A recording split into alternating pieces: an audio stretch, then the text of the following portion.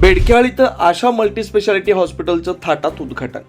सीमा भागातील सर्वसामान्य नागरिकांना अत्यावश्यक आरोग्य सेवेसाठी नजीकच्या शहरी भागातील दवाखान्याचा सहारा घ्यावा लागतोय. वेळेत रुग्णांना सर्व आरोग्य सेवा मिळणं गरजेचं आहे.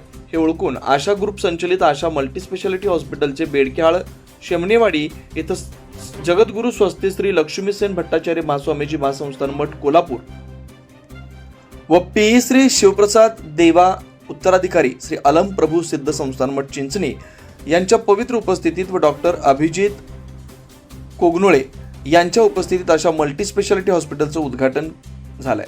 प्रारंभी अशा मल्टीस्पेशालिटी हॉस्पिटलच्या वतीनं जगद्गुरू स्वस्ती श्री लक्ष्मीसेन भट्टाचार्य व पी श्री शिवप्रसाद देवा महाराज यांची पादपूजा करून विविध रुग्णालयामधील खोल्यांची फीत कापून उद्घाटन करण्यात आलं. आशा ग्रुप संचलित डॉक्टर मृत्युंजय जंगले, डॉक्टर संदेश जंगले, हर्षवर्धन व राजवर्धन गेबिसे, उमेश वाघमोडे यांच्या संयुक्त विद्यमानानं बेडक्याळ चिकोडी रोड शमनेवाडी येथील परिसरातील नागरिकांना वेळेत वैद्यकीय चिकित्सा व आयसीयू अशी अत्याधुनिक तंत्रज्ञानातील सुविधा मिळावी या हेतूनं अशा मल्टीस्पेशालिटी हॉस्पिटलची उभारणी केली. यावेळी बोलताना जगद्गुरू स्वस्ती श्री लक्ष्मीसेन भट्टाचार्य म्हणाले, आपल्याला सुख समाधान व मनोभावना पूर्ण व्हाव्यात यासाठी आपण परमेश्वराकडे कृपा मागण्यासाठी मंदिरात जात असतो. त्याचप्रमाणे आज धगधगत्या प्रभात अनेक विकार रोग निर्माण झालेत.